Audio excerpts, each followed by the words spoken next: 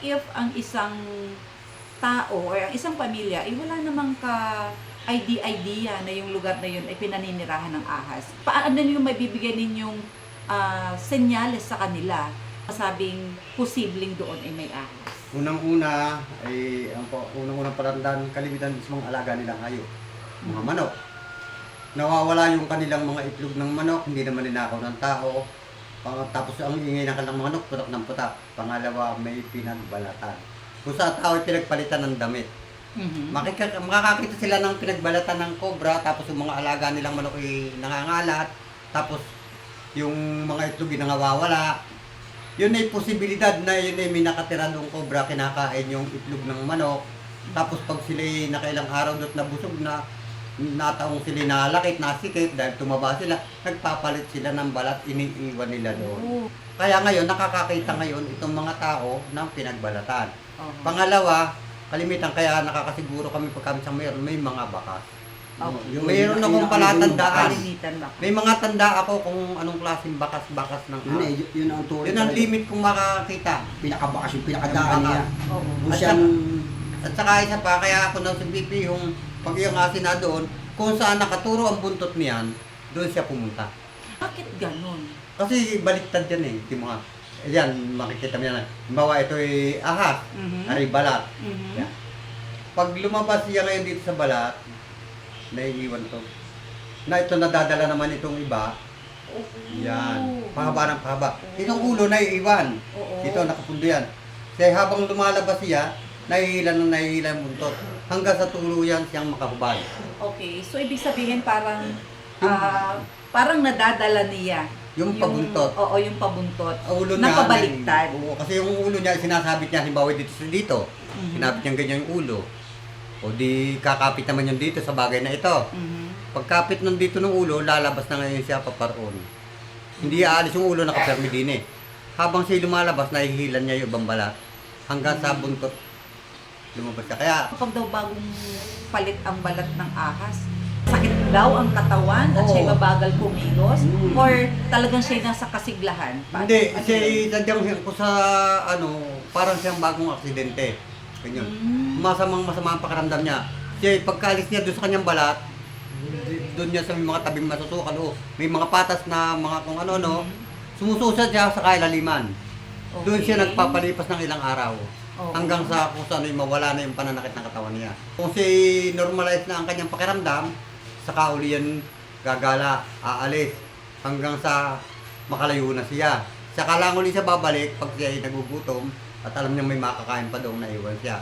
Ang nakitang pinagbalatan niya mayroong putol-putol na o luma na, gatuna.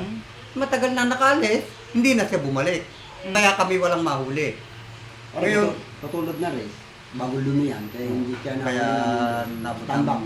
Alin yung rag cobra. snake? Yung cobra. So bagong lula, yun yung galing sa Batang araw lang yan na Batang araw. tatawag sa amin. Nasa tambak yan. So ano po yung inyong maiisiguro sa mga hindi na makakapaminsala ng mga tao? Yun po ay aking sinisiguro na hindi na makakapaminsala ng tao dahil sa pamamagitan ng aking kakayahan. Dahil alam ko kung pinakadisgrasya na may nagpuntang tao sa aking pinagalpasan, malalaman ko. Pero wala pa pong nangyayaring gayong pangyayari na may na-aksidente na nakagat ng aking mga pinakawalan. Kaya ako po'y nananawagan sa inyo, sa inyong mga manonood, sa mga LGU, sa mga kinauukulan, at sa mga miyembro ng mga wildlife na may kakayahan, na kami tulungan para mapamiyembro sa wildlife. Sinisigurado ko po sa inyo na ang aming mahuhuling mga wild na kagaya ng cobra ay isusurrender po namin sa inyo na maayos. Walang sugat, walang sakit o walang karamdaman. Pang kayo po ang mga alaga sa kanila para sila ay magawa nyo ng parang may ilagay sa dapat kalagyan. Sa lahat po ng aming nakapanood dito, may nakita po kayong mga ahas, cobra, anong mang ahas, ay kayo po ay tumawag o mag-chat sa Kadong Vlog o kaya ay tumawag sa aking number na 0948 34 91 809. May pahabol pala, ma'am. Kasi po, baka yung iba'y nag-aalala na baka kaala nga nila ay kami nasingil ng malaki. Hindi po. kung kayo po ay tatawag sa amin, ang bawa po kayo nasa malayong lugar, bawa ay Laguna, Batangas, o dito sa Quezon mismo, isa lang po hinihingi namin, kami tulungan ninyong makarating sa inyong lugar. At kung tungkol naman po sa pag-uusapan natin sa bayan, po pwede pong tubig lang. Pamilyandahin nyo kami ng konti o abutan nyo kami ng pansigarilyo. Masaya na po kami doon. Ang mahalaga po noon ay kami nakatulong sa inyo. Lahat ng mga videos ng panguhuli, mga activities ng panguhuli ni Lolo Lolo Cobra Cobra ay makikita Ito sa... Kadukli Vlog. Okay, maraming salamat po. Thank you po. Kami ay sobrang nagpapasalamat kay Lolo Cobra dahil yung mister ko ay muntik nang nakagat ng ahas. Kung hindi dahil ni Lolo Cobra ay baka may masamang nangyari sa kanya. Pinuntahan agad ng asawa ko yung si Lolo Cobra, taraka naman agad siya sumama at agad nahuli niya ng maayos yung ahas na hindi na niya kailangan saktan. Napakarami na dito sa kapitbahay namin ang kanyang natulungan dahil basta makakita rito, napakaraming cobra ang nakikita dito ng aming mga kapitbahay. Siya agad ang sinusundo. Napakalaki ng utang na loob namin sa kanya.